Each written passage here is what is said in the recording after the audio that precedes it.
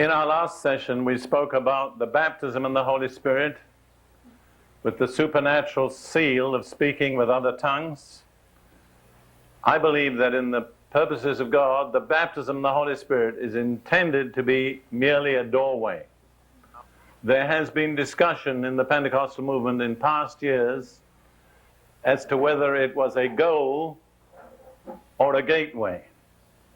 And there was a time when some Pentecostals took the attitude, well, I'm saved, I'm baptized in water, I'm baptized in the Holy Spirit, I speak in tongues, I've arrived. Unfortunately, that's incorrect, and people who think they've arrived have just dropped out, that's all. The baptism is not a goal, it is a gateway. It's not the termination, it's the starting point of a life lived in supernatural power. I believe that normally, in most people's experience, the baptism in the Holy Spirit is the doorway to the supernatural gifts of the Spirit and to many other forms of supernatural experience. I believe it is impossible to live the Christian life to the full on the plane of the natural. It is permeated with the supernatural.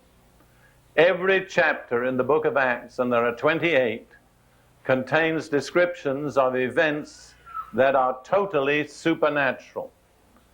And the book of Acts is the only official record we have of what the Lord intended the church to be. So, going on from the baptism, I want to deal in this session and in the next with the supernatural gifts of the Holy Spirit. And I'll begin, I think, by just reading the list, which is found in 1 Corinthians chapter 12, verses 8, 9, and 10. And if you check, you'll find there are 9 gifts. For to one is given the word of wisdom through the Spirit, to another the word of knowledge through the same Spirit, to another faith by the same Spirit, to another gifts of healings by the same Spirit, to another the working of miracles, to another prophecy, to another discerning of spirits, to another different kinds of tongues, to another the interpretation of tongues. It's been common amongst Bible teachers to divide up those 9 gifts into 3 groups of 3. This is not doctrine, it's just convenience. And I'll do it briefly before we focus on the particular gifts that I want to deal with in this session. There are 3 gifts of revelation: a word of wisdom, a word of knowledge, and what's the third one? Yes, somebody said it. Discernings of spirits. Those are 3 revelatory gifts. There are 3 gifts which we can, for want of a better term, describe as gifts of power: faith, miracles, what's the third one? Healings, that's right. And that leaves us with 3 which are usually called the vocal gifts, because they operate through human vocal organs. Interestingly enough, the gifts that always cause the problems are the vocal gifts, because the tongue is the problem member in the body. What are the vocal gifts? Tongues, interpretation, and prophecy. Now, we are going to deal in this session only with those 3 vocal gifts. We've spoken already about the seal of the baptism in the Holy Spirit, speaking with another tongue or a new tongue. Now, that really is not the gift of tongues. The gift of tongues is called here and elsewhere kinds of tongues, or varieties of tongues. In other words, it's more than simply speaking with another tongue. I believe every believer baptized in the Holy Spirit has the divine right and gift to communicate personally with the Lord in another tongue at any time. Paul says in 1 Corinthians 14 about that, he that speaketh in another tongue speaketh not to men, but to God. For no man understandeth him. Howbeit in the Spirit he speaks mysteries. He that speaketh in another tongue edifieth himself. So there are three functions, three reasons for speaking in another tongue. Number one, you're speaking to God. That's a privilege. How many of you would agree that's a privilege? Direct communication, spirit to spirit with the living God. Number two, you're speaking mysteries, secrets, things that potty little mind of yours doesn't understand. And three, you're edifying or building yourself up. A lot of people will ask you, what's the use of speaking in tongues? Well, there are three precise answers. The use of speaking in tongues is to communicate direct with God, to speak mysteries, and to build yourself up. If there were no other reasons, those would be sufficient.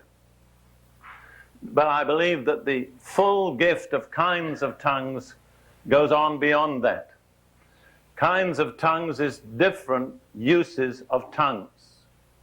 Another kind of tongues is to speak out loud in the assembly in an unknown tongue with something that is to be followed by an interpretation. Another use of the tongues is as a sign to unbelievers. This is very rare. Most charismatics don't think about it.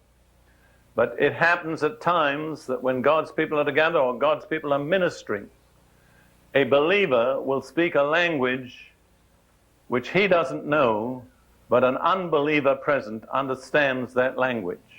That's a sign to unbelievers. I remember one case of a young man who is now my son-in-law, many years ago, was brought in from a street meeting in London.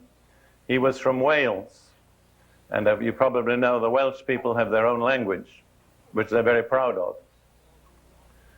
And it was, quote, a gospel service, and I just preached my gospel message, and I was about to make my gospel appeal, and an elderly gentleman there spoke in an unknown tongue. Well, I was indignant. I thought, that's altogether out of order. He's ruined my appeal. And I don't remember what followed that, but one of my daughters had brought this young man into the meeting, and he nudged her and said, "Why is that old man telling everybody about my sins in public?" And it took 10 minutes to convince him that the man didn't know a word of Welsh, but he was speaking Welsh, you see. In Seattle, Washington, some good many years ago now, from St. Luke's Church, Episcopal Church there was a lady visiting the sick in a hospital, and she came to a man, and she spoke to him in English, and he didn't respond, they didn't understand. He was there in bed, sick. So, being one of those crazy charismatics, she just spoke to him in tongues. And he brightened up, answered her, she answered him back, and they had a little conversation. The man was greatly encouraged. She didn't know what language she'd been speaking. She learned later it was Canary Island Spanish. That was his language. A friend of ours was in Russia not so long ago, a lady, and she was sitting next to a Russian in the subway, and the man looked so sad and so downcast, she thought, I'd love to do something for him, so she just trusted the Lord, opened her mouth and started to speak to him in Russian. Now, those are exceptions. They're not normal, but they're one of the uses. And then I think there are many different forms of speaking in tongues, like, how many of you have ever had the experience of seeming really angry when you're speaking in tongues? You know? I mean, you can't believe it comes out like a torrent. Well, I believe that when you're confronting evil forces. You don't know how to pray, you don't know what to say, but the Holy Spirit comes through them. And then there's tongues, which is just for worship. It's just simply communication with God. In other words, tongues is a very rich field.